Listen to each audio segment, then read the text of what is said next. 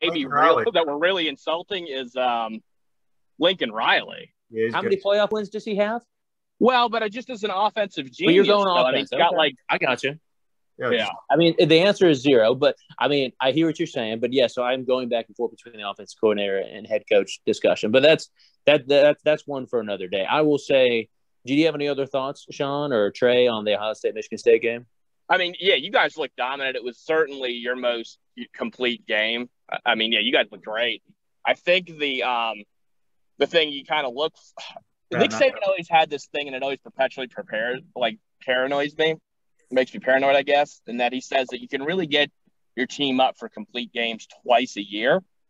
To me, that looked like about as complete of a game as you could have for you guys, and so you're wondering, I mean, can you sustain it? I mean, is that the best you guys are going to be, or does it continue going forward? Other than that, and that's like a small kind of worry, I guess.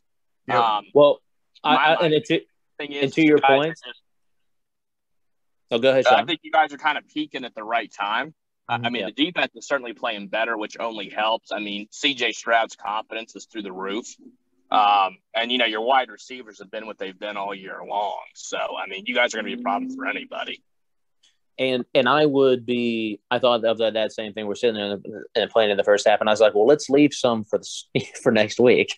Because the thing I'll say is, so how many times? So I graduated from Ohio State in 2003. That year we lost to Michigan. Would you like to guess how many times we've lost to Michigan since 2003?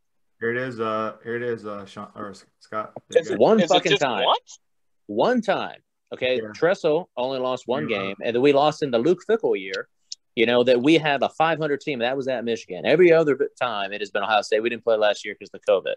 So what I'm saying is, 17. we always get up for this game. It's just that at some point in time, I think we're still the better team, but does the better team win? And Michigan is poised to give us our best game. I still think so. In that regard, I mean, I'm not nervous in the sense of that we've been snake bit. We have their number. Okay, so if anybody's going to crap their pants, it'll probably be them because we have gone and we had their number for the last 20 years. Okay. That being said, It's still a rivalry game. It's still in that time. I'll be the first one to say we've had some, single digit victories. So, and we've had some close calls in 2016, and I think it was 2013 that they went for 2 in Michigan and lost in the 2-point conversion. So we certainly have had some still close games. Do I think we're the more talented team? Absolutely. Do I think they might get one at some point in time? Well, if it's going to be a great rivalry, so I guess the other team has to win sometime, right? So, 17-2 is crazy. Let me ask you this. What's the spread on this week's game? Yeah, we can get into that. I was surprised. A lot of people are jumping on it. The line's moved. It originally started at 7.5, but as of now, we're here on Monday, it's 8. And I was kind of surprised. I was thinking 2 or 3 scores. So if I understand that correctly, when the line moves that way, that means more people are betting on Ohio State, right? Right. Money's coming in on you guys. Okay. So it was 19.5, and it shifted. Is it 20? I think it ended up at 19.5 for you favored over Michigan State. And Michigan State beat Michigan. I know that's prophecy, as they say. So it is still, yes. We have the more talented team. They always have at the end of every practice. This is something that's been going on since the Tressel times. That, hey, here's what we have to do this year to beat Michigan. So it's something they talk about 365 days a year. There's a countdown in the weight room that they talk about that, except for last year when they put down that Clemson score. So that they always still have another countdown that shows you exactly how many days to Michigan. So in that regard, because I didn't have the game last year, I'm very excited about it. But I still think we're going to get their best shot. It's just offensively, I think we match up very well. And I will say a couple years ago when, Michigan had a shot at making the playoffs was that, God, what year was it? I think it was 2018, where they thought, hey, they're going to go and make the playoffs.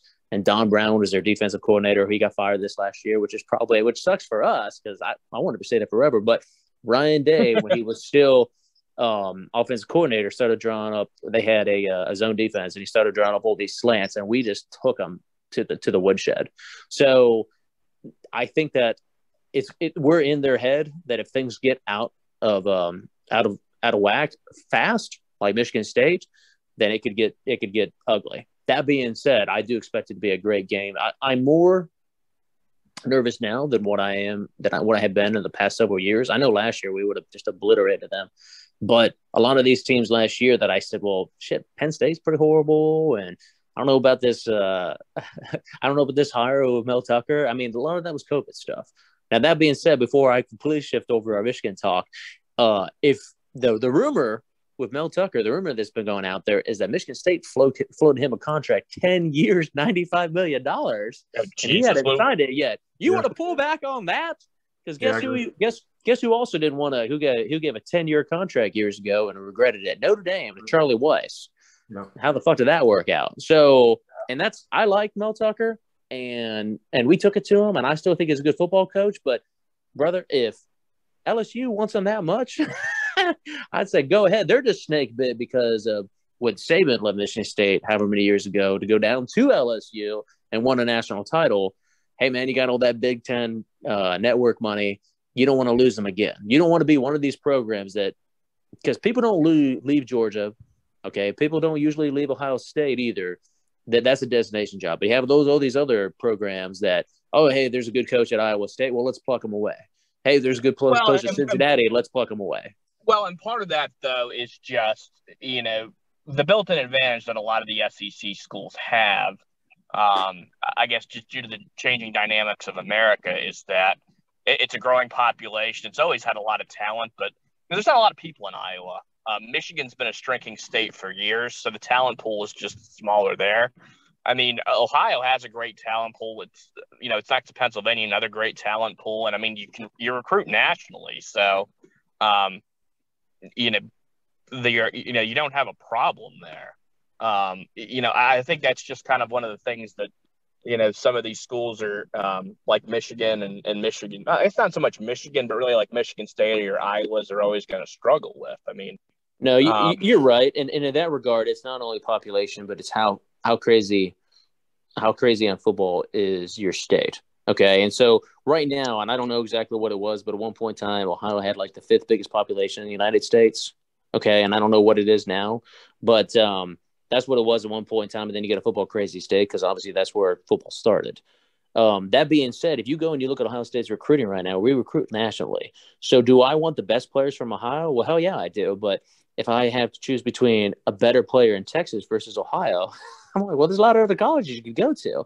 Yeah. And so believe it or not, I mean, we have more players from out of state than what we do in state. The advantage you have as a Georgia fan is that if you recruit within 100 miles, it doesn't mean that you don't want some other stud from California or wherever.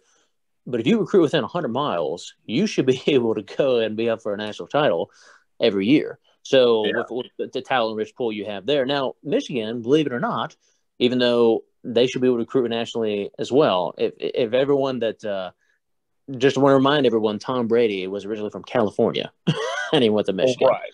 Now, that's been forever. But still, I'm just getting to the point that, hey, that's why you want to be able to go and recruit nationally. So, I mean, Michigan does, they do okay recruiting nationally. A lot of the arguments we see, at least from kids that Georgia's recruiting against, or maybe that are in, the state of Georgia that go to Michigan, they tend to claim it's because of, the education, I guess. I mean, which I guess is probably similar to what some of these kids that are going to Notre Dame get as well. But, I mean, yeah, for certain. They've got to. Are you saying because it's difficult to get in? Or, I mean, I guess they're selling it on this Michigan degree is this, great thing. I mean, I don't know at what point Michigan, started to become, or, started to get this reputation of being like Yale or Stanford or whatever. It's not. Look, man, I will give them this. It's a fucking good school. But what I get back to, when people started making all those arguments, you hear what I say with Notre Dame. Hey, if an academic is that important to you, join the Ivy League. Okay, this is not an academic challenge. Put your big boy pants on. Put the best squad out there. And guess what? Every one of those football players, are all of them doing, getting degrees in physics or engineering. Yeah, they're getting degrees in football. Yeah, and fucking phys ed and other bullshit like that. And that's fine. You still have that degree. And that's a conversation for another time. But at some point in time, do you have, unless you go to an Ivy League, okay, if you get a degree from Ohio State, you get a degree from Michigan or Georgia, hey, everybody knows who they are. And when you get a job, what are you going to do then? What I'm getting back to is, where do you want to go to school? Because Tim Tebow was smart enough to get into Notre Dame. He wanted to go to school and play big-time college football. So, which we can talk about that because Florida ain't playing big-time college football right now either. But what I'm getting to is that why are you going to school there? Now, the other thing I'll say, that they actually recruit pretty well. Michigan has. If you look at these last however recruiting classes, he's brought us some good recruits. The biggest knock on Jim Harbaugh is the best player you're going to be is you're going to be as good as what you came in from high school. The development has been the issue. Okay, right. The one thing that Nick Saban has done so well is he'll bring you in, break you down, make you a better player, send you off to the pros. Okay, and Michigan bring in, well, this is the best you're going to be. You don't get the same level of development at Alabama. You don't get the same level that you get at Ohio State or Georgia. And so that's the best player you're going to be. Now, you can still go be successful in the pros because you got developed there. It comes back, and I'm not trying to because I hate Charlie Weiss. Fuck him. But he got some big recruits that he was in Notre Dame. He couldn't develop them. So that is just as important in the program. Right. It is. And again, when I look at the Michigan game from the outside, again, I haven't watched Michigan as much as, I should have this year, I guess. To me, it's still, it seems like they run the ball pretty well. I don't really see necessarily the greatest pass rush in the world, which I think is going to be step one for them to be able to beat you guys.